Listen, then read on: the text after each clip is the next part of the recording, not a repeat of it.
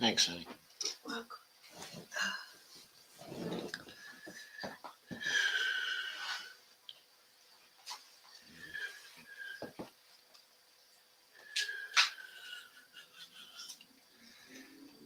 Hi, folks. This is Empowering Democracy, and it's a Dump the Corruption show. I'm your host, Joe Firestone. And of course, I may be joined in a few minutes by some compatriots, but the title of this show is Dump the Corruption, Fundraising of Stephen Horsford, Eleanor Holmes Norton,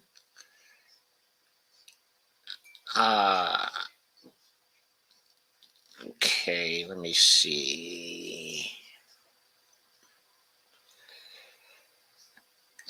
Mark DeSaulnier, and Jonathan Jackson. These are the last four of the Congressional Progressive Caucus that we still have to cover, either by myself, or by Greg Mallard. Between the two of us, I believe we have now covered everybody. Of course, I haven't quite covered the last four, but I will in this particular stream. So I see I have a couple of comments here. Lana says, Joe, which states are they from? Well, Stephen Horsford is from the Nevada district. Let me see. Let me just run over that quickly. District 4, okay, in Nevada.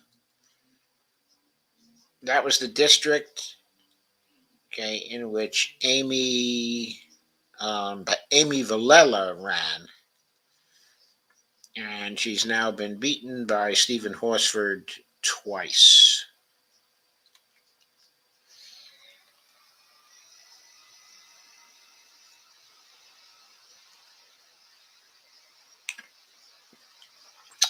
Eleanor Holmes Norton is from D.C. She's the delegate, okay, from D.C. She's not a full congressperson, but she is the delegate, okay, from D.C. Jonathan Jackson is from the 1st Congressional District, okay, of Illinois.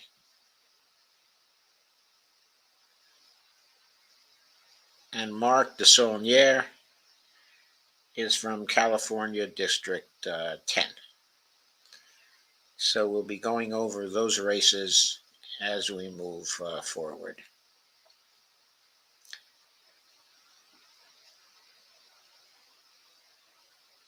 Now let me check out the other comments. Kay says, hi, Joe and Lana. Hi, Kay. And Lana says, hi, Kay. As well, I expect we may be getting Stephen Wolfbrand over here in just a few minutes. He and I were involved with the Around the World with Brandy and Dee show. Okay, I was working on the panel tonight. In fact, we had a great panel.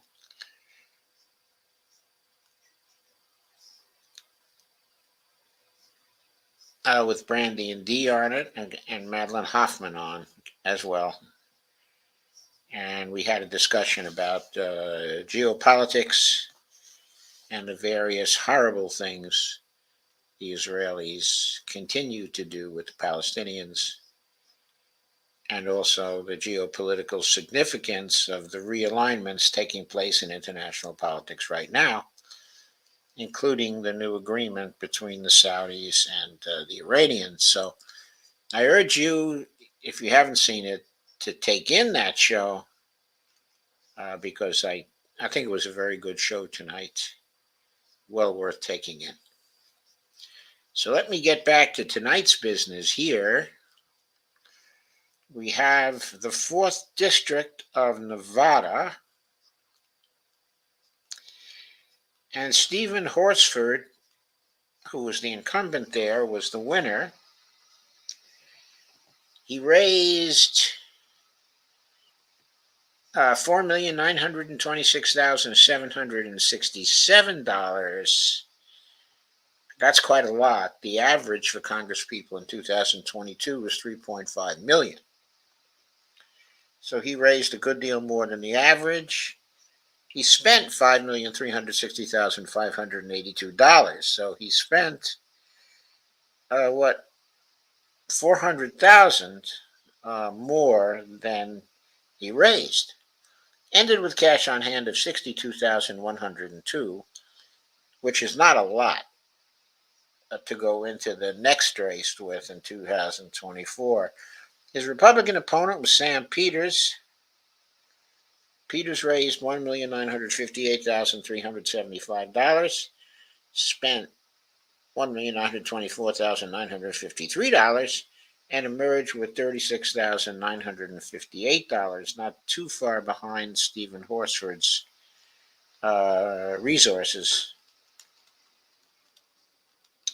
coming into 2024 if Peters decides to run again in 2024.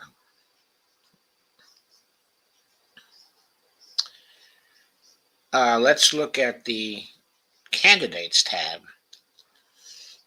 which usually gives a lot of critical information. Stephen Horsford prevailed in a close race. He got 52.4% of the vote. Sam Peters got 47.6% of the vote.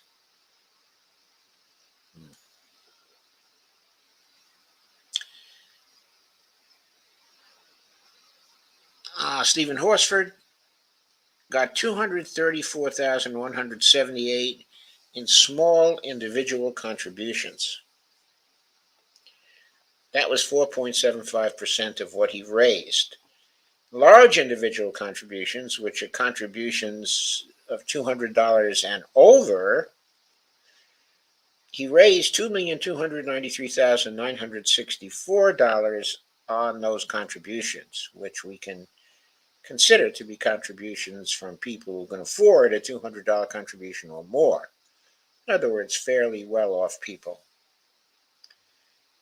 People such as you and I do not often give $200 to political campaigns. PAC contributions, in that category, he raised $2,215,851. So between his large individual contributions and his PAC contributions, he raised $4.5 million. And then there was another category in which he got $182,774. I have no idea what's in that other category, whether it violates the litmus test or not. But the large individual contributions and the PAC contributions violate the litmus test, because you can't take money from wealthy individuals and you cannot take money from PACs. I haven't considered super PACs yet. Now, his opponent, Sam Peters, also took very little in the small individual contributions, but percentage-wise, did better in that category than Horsford did. But he was very successful with large individual contributions, raising 1,237,267, and he got some PAC money, 181,625, self-financing of $5,000, and in the other category, he had 213,531. So he fails the litmus test also.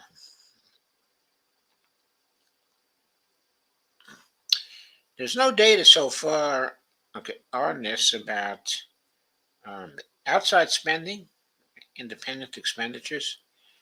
I'm going to take a quick look at that and see if there was anything.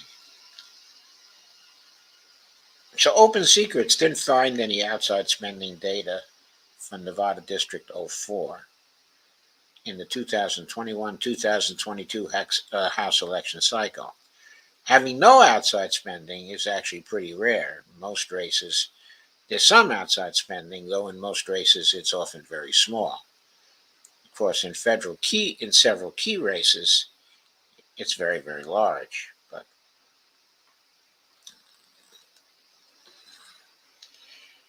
anyway, Horsford got 1,253,405 from business PACs, 253,000 from labor PACs, and 676,550 from ideological PACs.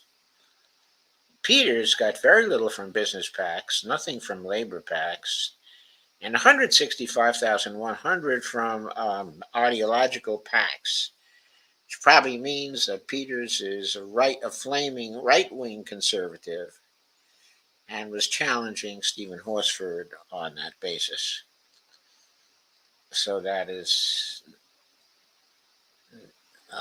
somewhat interesting, I think. I'm going to take a quick look at the sectors data.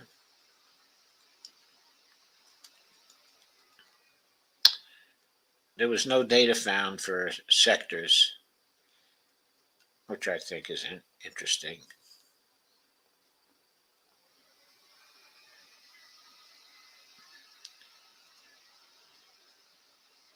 Stephen Horsford had some data for securities and investment, 382,000, and leadership PACs, 351,742.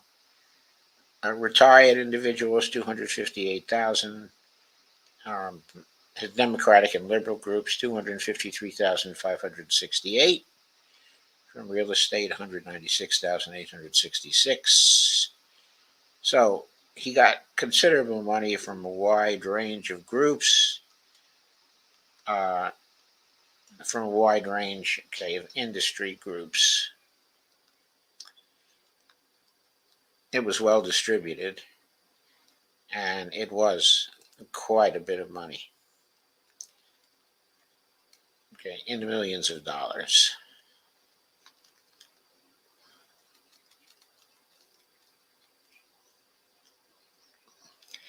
But to summarize, he took a lot of money from well-off people. He took a lot of money from PACs.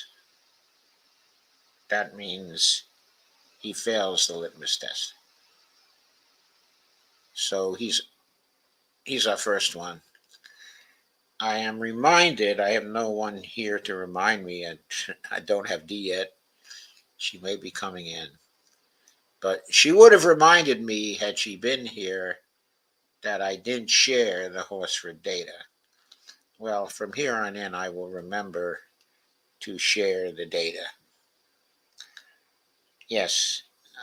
Thank you, Steve, for asking everyone to smash the like button. And Lana, thank you for asking people to hit the like button. I certainly need that. I certainly need the share button and the subscribe button, as well. So I am grateful for all of that.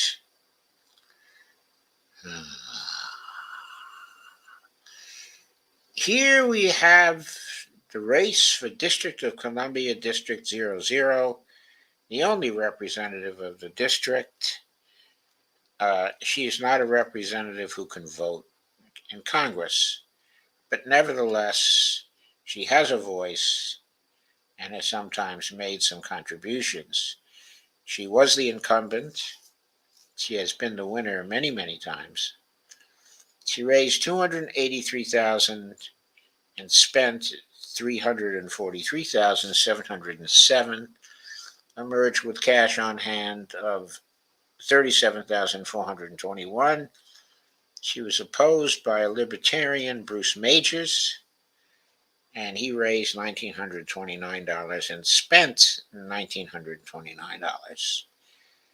Uh,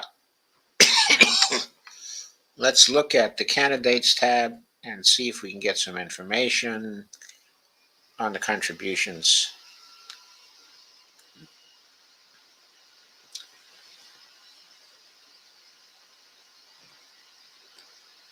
Let's see if I'm still sharing this.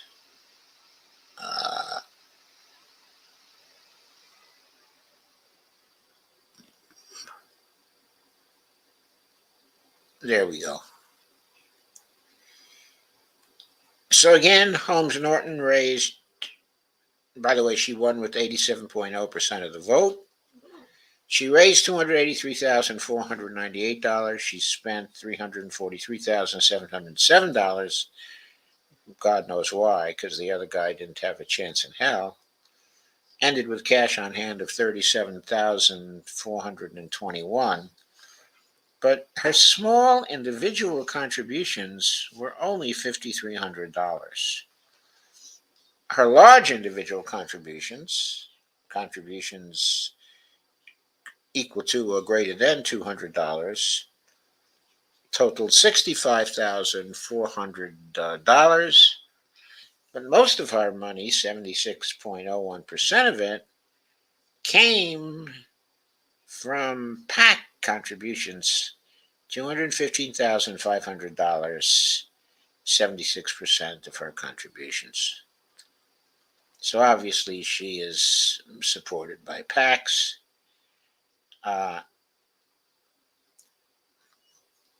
Okay, Bruce. Okay, Bruce Majors, a libertarian candidate, had some self-financing of $1,979. Just a brave guy.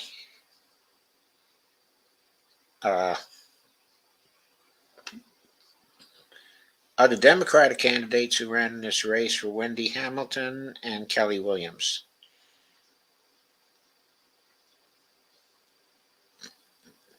There was no data on them in the rundown on this page. So certainly Eleanor Holmes Norton fails the litmus test because she took large individual contributions and a good deal of PAC money. So she too fails it. Let's see if there's any outside spending in this district. It's not very high stakes since it's not a voting seat in Congress. There was no outside spending on either of the candidates. So that's 2 of the 4. I'm going to move on to Jonathan Jackson.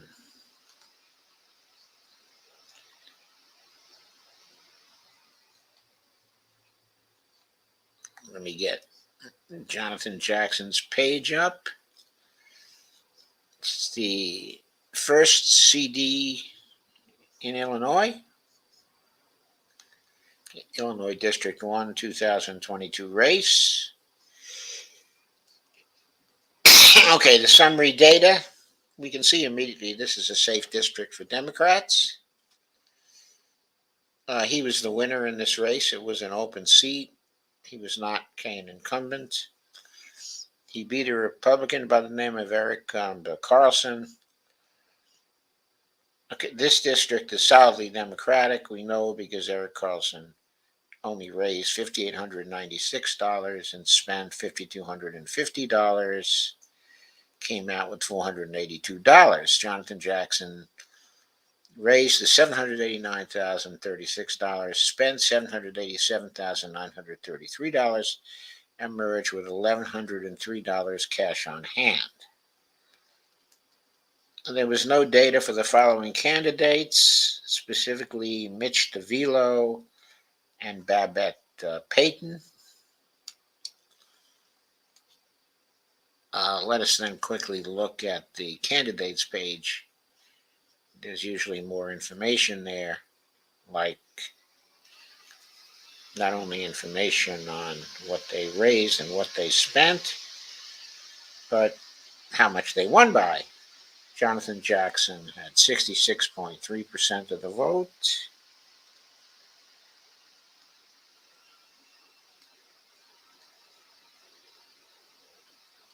And Eric Carlson got $5,896 raised, $5,250 spent, cash on hand $482. Small individual contributions, less than $200, were $42,112 for Jonathan Jackson. Large individual contributions, $509,184. PAC contributions, $131,870. And candidate self-financing of $75,000. So he's disqualified on those three grounds. People who candidates self-finance any appreciable amount of money also fail the litmus test because that self-financing is self-financing from a rich person, so there it is. The litmus test prohibits taking money from wealthy individuals. And there's another category of $30,870, but we see Jonathan Jackson has already failed the litmus test. Eric Carlson, he self-financed $5,746. He had small individual contributions of $150. He didn't have any PAC contributions. He didn't have any large individual contributions except his own, $5,746. So Jonathan Jackson, though, definitely fails the litmus test. I'll see if there was any outside spending in this, but I don't think there was.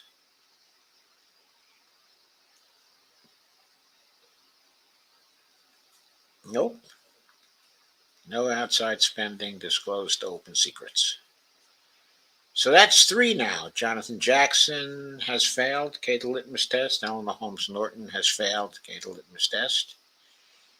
And Stephen Horsford has failed the litmus test. So who do we have next? We have Mark DeSaulnier. DeSaulnier. I am not sure how to pronounce it. He was an incumbent. He was the winner. He raised $617,489. He spent $523, $512. This is obviously a highly Democratic district where others than Democrats have no chance. Michael Carr, I believe that's the way you pronounce it, Carr or Kerr, but people pronounce the same name differently. Raised $5,041. He spent $5,041. It's interesting, Mark DeSaulnier emerged with $575,364 cash on hand. So pretty good head start for his next race. he probably spent hardly any money on this race. But let us go to the candidates page.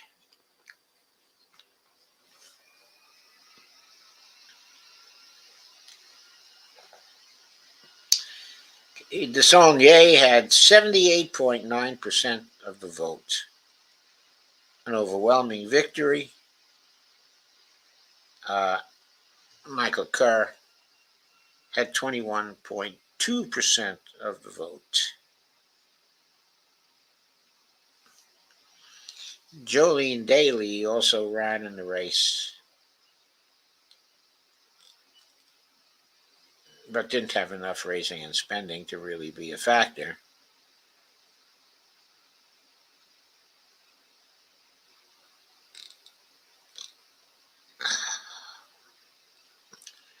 Small individual contributions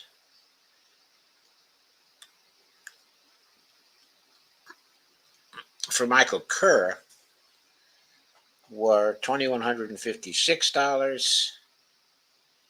Large individual contributions were $208. Financing was $2,576. So Michael Kerr had one of the highest percentages of small individual contributions of any candidate for Congress, but he still did do candidate self-financing, and he did take a very small amount of large individual contributions. He got no PAC money, though. So, with Mark DeSaulnier, he raised $43,068 in individual contributions. That was 6.97%.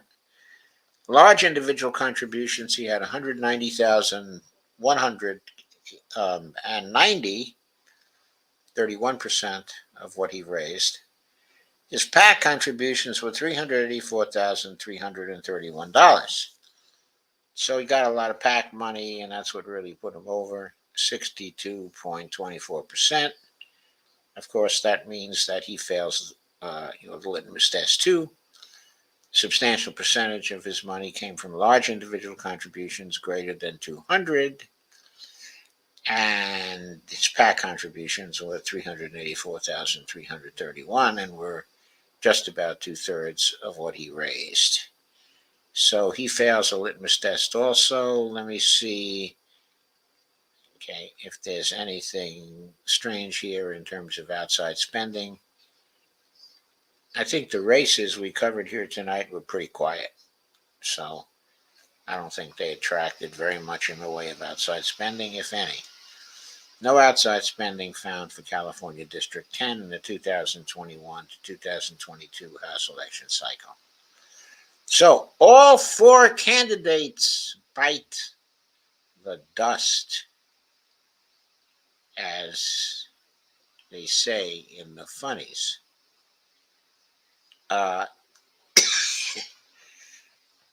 So now we can summarize, and we can briefly summarize.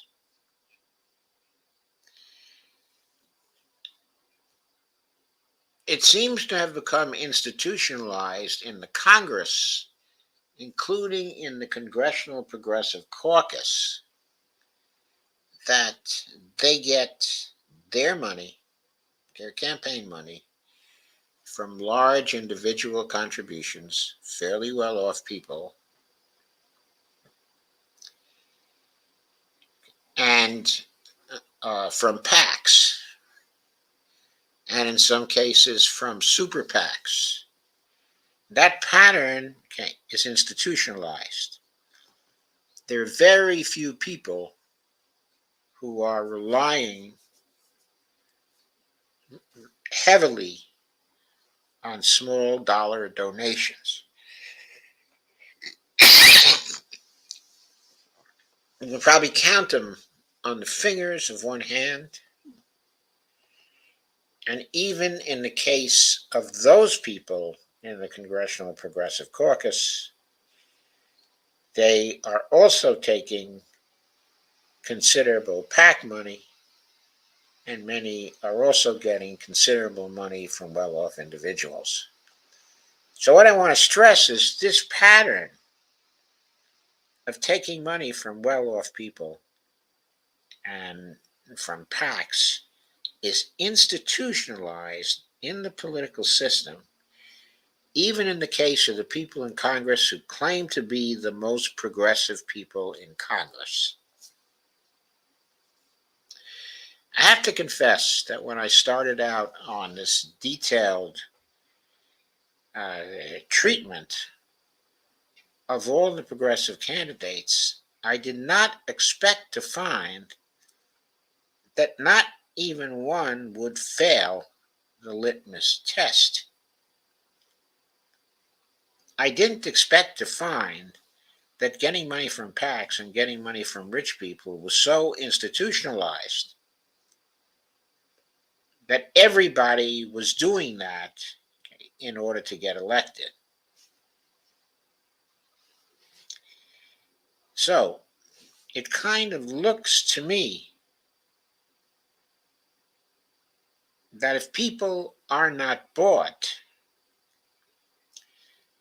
it's because they have an unusual amount of integrity in their souls, that they are not undermined by contributions, big contributions from PACs and big contributions from wealthy people in their district.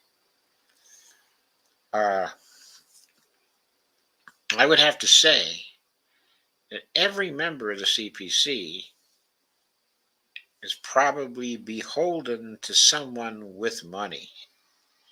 They're getting the money.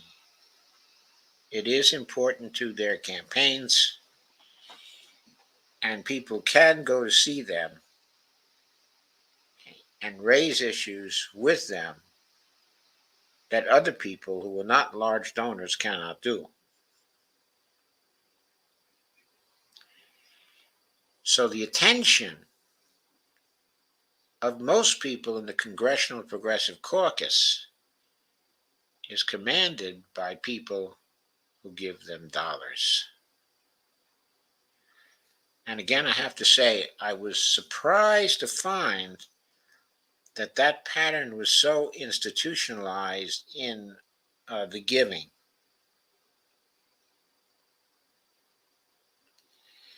And I find the institutionalization of it, in other words, how common it is, how well anchored in the political system it is, I find that really scary. I did not expect, even though I knew the litmus test was strict from the start, I did not expect that not even one CPC member would pass the litmus test.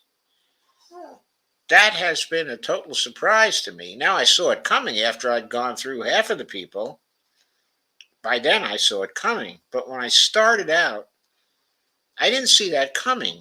I thought at least 10, 15, 20 people in the Congressional Progressive Caucus would pass the litmus test. It is a surprise to find that not a single person passed it. Not a single person. Now, there are some people who rely so heavily on small dollar donations that they're obviously playing to the people as well as playing to their other donors. The two most outstanding examples I can think of that I've seen in the CPC are AOC, who raises an immense amount of small dollar donations, and Katie Porter, who raises a huge amount of small dollar donations as well. Let us take another look at that. I'm going to pull them up here.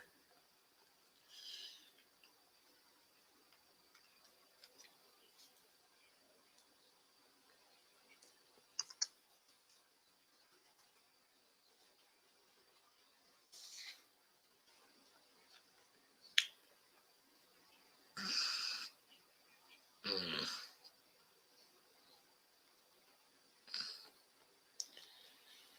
I'm going to pull them up here again. I think it's instructive to look at their funding. And once again, because it's hard to remember after we've gone over so many people.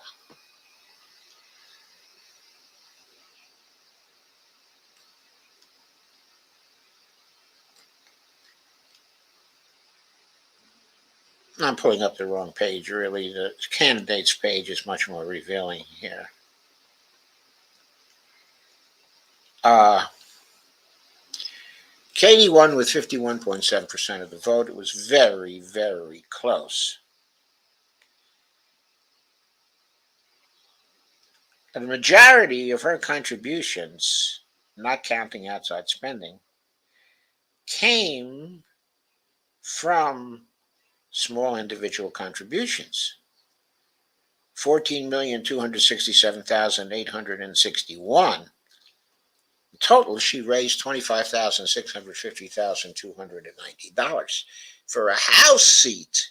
$25,650,000. It's incredible. She spent $28,483,084. 28 million, I should say. $483,084.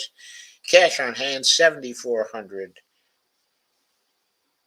I'm sorry, $7,434,959.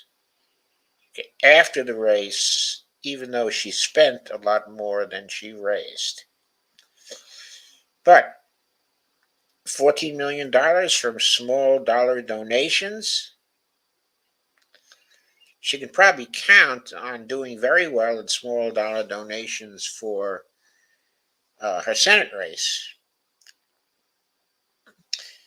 But she also got 10,528,148 people from fairly well off and rich people.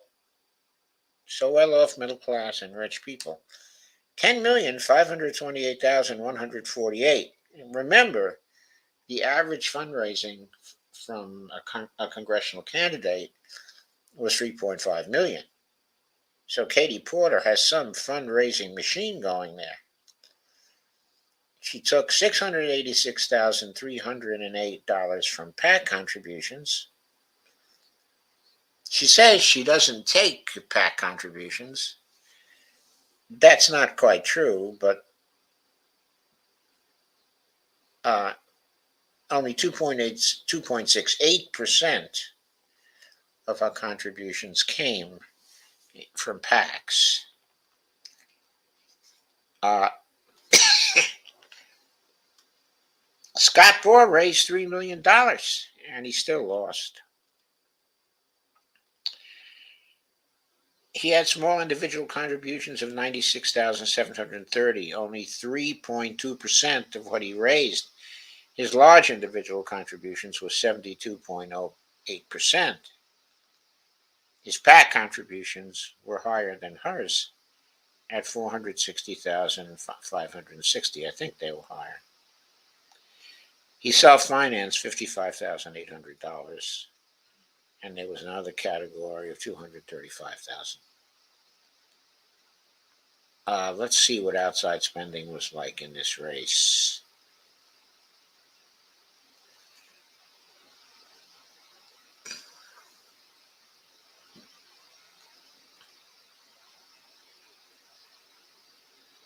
Amazing. There was no outside spending, okay, in that race. I was sure there would be outside spending against her, but there wasn't. I'd forgotten that. Okay, PACs. Let's see what we got here. 46,000 in business PACs, which is nothing. 210,000 in labor PACs, which is sizable. 403,632 in ideological PACs. If you brought up the PAC money to her, she would probably point out that she was supported by good PACs uh, who were supporting good causes. So you have to take that with a grain of salt, and you have to evaluate it, and you have to consider it. On the surface, though, she did fail, okay, the litmus test. That said, the fundraising from small donors was very, very robust, on the order of Bernie Sanders, okay, robust. So,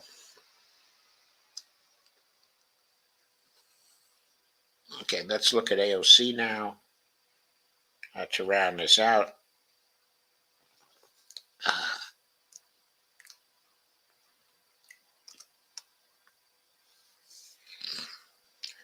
I type one letter here and AOC's name comes up.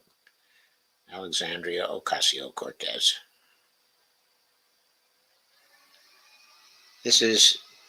She's from New York District 14, of course, in the 2014 race.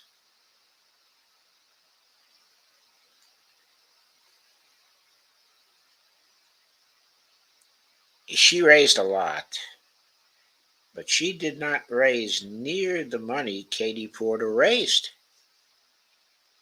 Remember, Katie Porter was like $25 million. Of course, the race in AOC's district wasn't really close at all. She was opposed by Tina Forte, the Republican, and Desi Cuellar, who was Green. She raised 12,304,636 and spent 11,141,626. She emerged with 5.2 million cash on hand. Tina Forte Fort, I'm not sure how you pronounce it, had 1,477,876, a lot more than Ocasio-Cortez had in her first race. She spent 1,472,843, emerged with $5,033. Desi Cuellar raised 246,000, spent 245,000, emerged with $1,363 cash on hand. There were other candidates in this race that there was no data on. Going to the candidates page, we see that the Alexandria got, of course, 70.6% of the vote. Small individual contributions were 68% of her contributions. A higher percent of her contributions were small dollar donations than Katie Porter. She raised 8,326,902 in small dollar donations, but from well-off people, she got almost $4 million. And from PAC contributions, she got $54,935. So she got almost nothing, 0.45% in PAC contributions. Candidates are financing. She spent, there was $19 contributed to the campaign. Another category, $25,285. But the small individual contributions really dominated with $8,236,902. She relied very little on the PAC contributions, as I said, only 0.45%. But she did rely on large individual contributions from fairly well-off people in New York.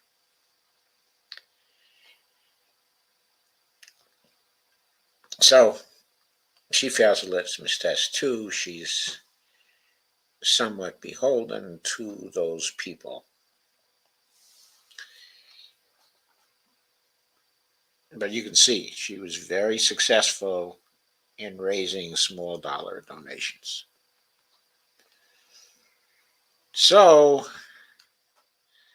I want to summarize here by saying that the two most outstanding people coming closest, I suppose, to passing litmus test are AOC and Katie Porter, but they're still far from passing the litmus test. Robert Coben says, wait until you see Katie Porter fundraising for a Senate race. Yeah. And that's probably going to be a huge amount of small dollar donations on the state level for Katie Porter. She has a real money machine there that she is using to raise those small dollar donations. Getting back to the litmus test, let's remind everybody what it is. Vote against every candidate except those who won't take money from wealthy corps, wealthy individuals, PACs, or party committees, and who repudiate all super PAC support. So, as I said in the CPC, there's nobody who can pass that test. So, where do I go next with this? I'm going to do a sampling of other Democratic representatives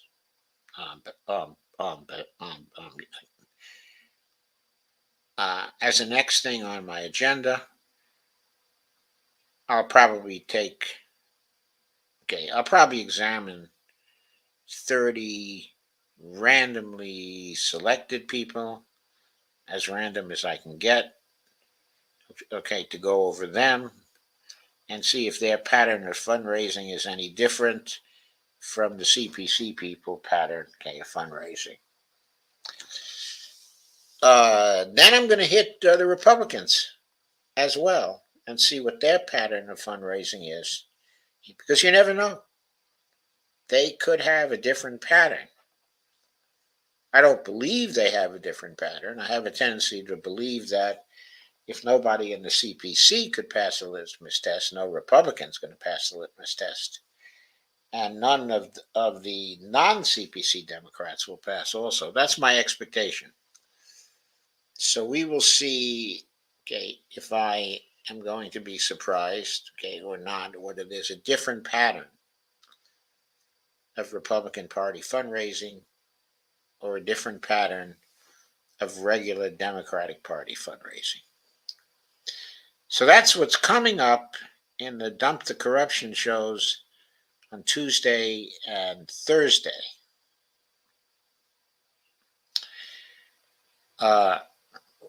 What I do on, did I say Tuesday and Thursday? I meant on Wednesday and Friday.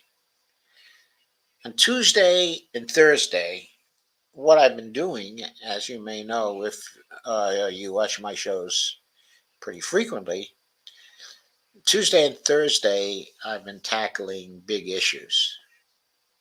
Like on Tuesday, I've been discussing changes that are likely to happen in world politics following a Russian victory in Ukraine, which seems like, it's imminent. Now, that's a big issue, I think, and a really important issue. And it's related to dumping the corruption, because we have to understand how the corruption in Congress is likely to play into the need to adapt to the changes that are coming in the international system. So I'm doing that in my Tuesday shows at 9 o'clock. And in my Thursday shows, at 9 o'clock, I'm just going to focus on outstanding things that happen and that might have an impact on, on dumping the corruption. I've been looking at various things for tomorrow, but have not taken a decision about what to concentrate on. I'll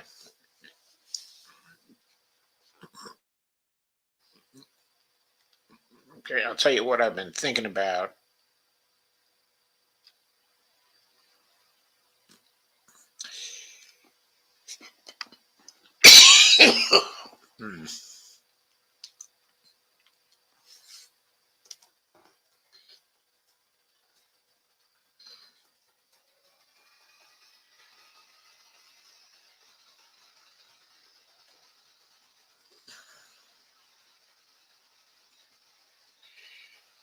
I've been thinking about going over some work